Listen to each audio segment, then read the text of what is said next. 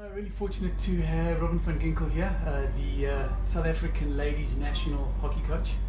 Robin, first of all, congratulations. First time I had a chance to chat to you about the appointment. You've been in the position since November last year. What have you been up to since November, bearing in mind roughly 6 months since appointment? Yeah, thank you very much. It's been an exciting time. I think over the last 6 months it was really to plan the next 4-year cycle. And with this year being an Olympic qualifying year, I think all the attention's been to preparing for that. We have a tournament in June where we're going to Valencia as the first round of the qualification for Olympics, where we need to end top 2. So because of that, all the preparation is going into that. So in the first 6 months we've had 2 selection camps. Happy to say that we finally chosen the 18, which will be announced within the next week or two. And with those 18, obviously we'll prepare to go through to Valencia. So obviously looking at the steps between your 10 years World Cup to World Cup, but looking at the steps and the build up to the next World Cup, we're obviously looking at the tournament now taking place in Valencia. What's some of the immediate challenges after that June tournament for you? So yeah, for 2019 we have the June tournament, then we have the Africa Cup, which is to qualify for the Olympics through Africa. I think the biggest challenge then is to be given that berth to go to the Olympics. If we go to the Olympics, then the shorter term goal would be Olympics 2020. If we don't go to the Olympics, then there would be Commonwealth Games in 2021 leading to the World Cup in 2022. So for us it's to play as much international hockey as possible, try get as many players as possible capped. Within the philosophy that I've adopted, we have brought 9 new players into the squad. Won't be taking all 9 to Valencia, but the idea is that to start the next generation coming through, and over the next 4-year cycle the team would look very different. So it's when to bring those in and how to bring them in, and Valencia is the starting point, and then we'll have Africa and then hopefully Olympics in 2020. Talking about those new players that you've brought into the squad, what's the depth looking like of young up and coming talent, especially bearing in mind that you guys do look longer term, as opposed to, yes, there obviously is the immediate goals of the tournaments right in front of us, but World Cup to World Cup, you've obviously got to be blooding a whole bunch of young players. But that being said, there has to be a pipeline. How's that pipeline looking? So one of the reasons I took this job was because I was exceptionally excited about the future over the next 4 years. I've been the S under 21 coach for the last 3 years, and my assistant was the S under 18 coach. So we know what's coming through. It's really exciting. I think it's the best group of players coming through South Africa that we've had in a long time.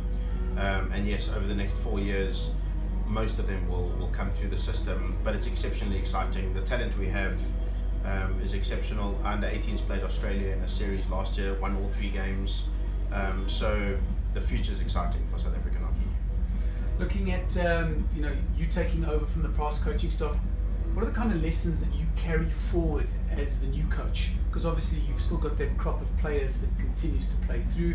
You've, like you said, you've selected a whole crop of new young caps. What kind of lessons have you seen, learned from, that are absolutely valuable lessons for you going forward? So fortunately I was Sheldon's assistant for a couple of tournaments, so I've been in the national program with these players for 2-3 years now. I think the biggest thing is that potentially we didn't breed enough young players over the last 4-year cycle, and my biggest learning is to, at the right times, to not hold on to players for 4 years as such, but to give people an opportunity to come through the system. Because if we lose 9 players after a World Cup in 4 years time, they need to be replaced by somebody. So yes, we're starting new in this 4-year cycle, but the biggest finding for me is to grow the pool of players rather than always relying on the same 16 or 18 players.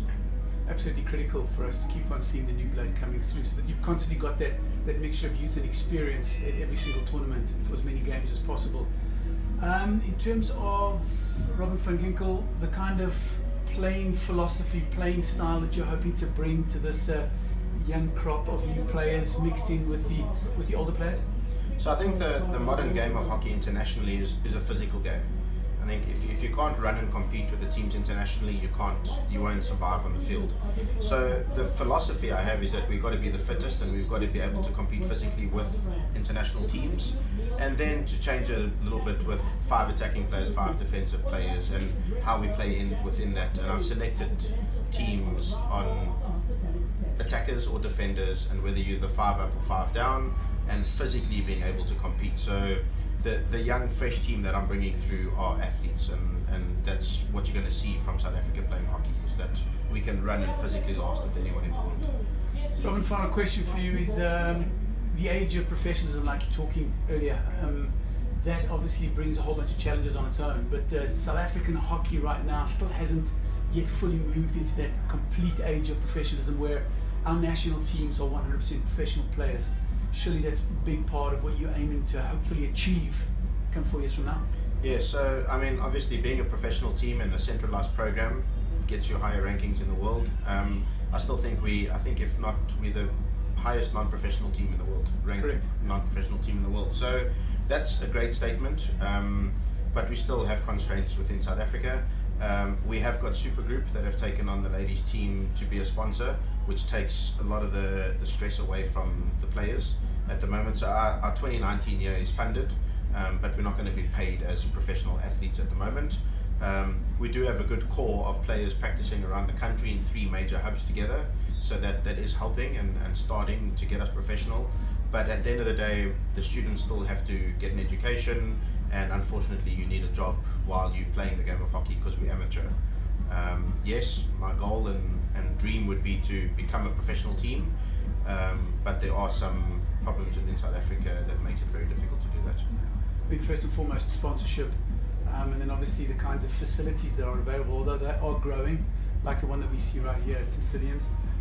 Facilities, is that a major problem still with regards to growing the sport of hockey in South Africa? No, it's actually getting better. I mean, most schools now have AstroTurfs, and the amount of children playing hockey on AstroTurfs countrywide now is bigger than a lot of the countries that we around the world. So facilities, people playing the game, there's a really good depth.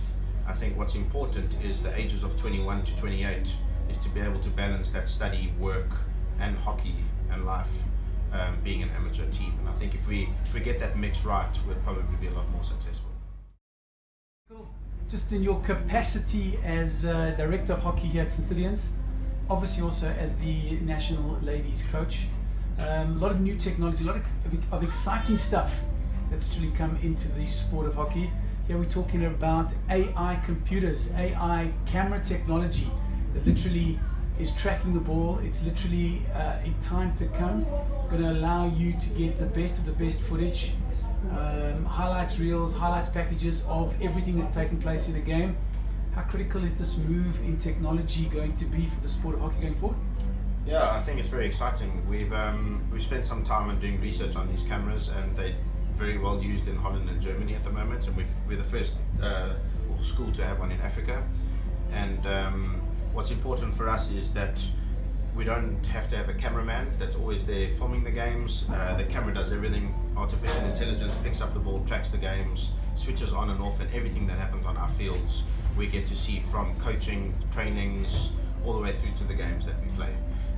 So it's very exciting. It is revolutionary in Africa, and I think more and more people will start using this kind of technology, but very excited to have it at St. Stithians. Well, just having a look at that camera, I'm just going to point the camera across there. You'll actually see it sitting, that little white sort of spire sitting above the main grandstand there on the main field. And from his vantage point here, Rob gets an opportunity to basically track everything that is taking place on both of the fields. So right now there's a game taking place over here, and everything that is happening on that camera is visible on the computer.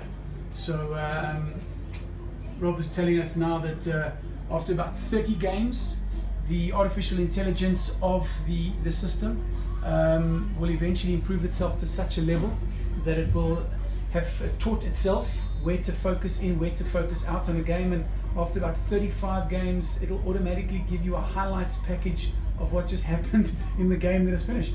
Yeah, so I think that's the beauty of AI, that it keeps teaching itself, and the people in the back end, the more you use it for that sport, and the more they can develop as well. So we're also teaching the game of hockey to the AI cameras, and the footage will just get better and better, and it's really exciting to see what we can get out of this. So other than the unfair advantage that this brings to the Saints hockey, let's call it the Saints hockey community. The national ladies team trains here once a week, so they'll obviously be benefiting. You as a coach will be benefiting a lot from what you can capture and catch on camera that maybe the naked eye is missing during the session. Any of the other schools expressed an interest in coming to make use of this kind of technology on your facilities?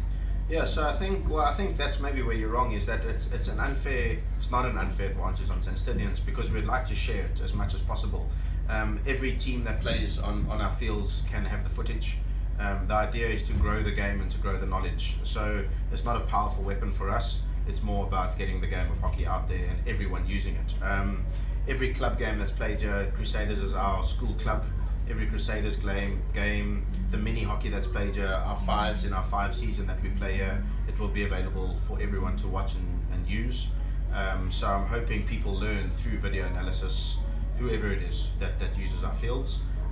Yes, from a national program, it really helps having a permanent video watching you and helping. We've also got some national players overseas and in Cape Town and in Durban, so we can do a session here, they can watch it and they can replicate it without really having to draw pictures and trying to explain what we've done. They can actually see it, so it just spreads the knowledge and what we're doing all around way easier than we have in the past.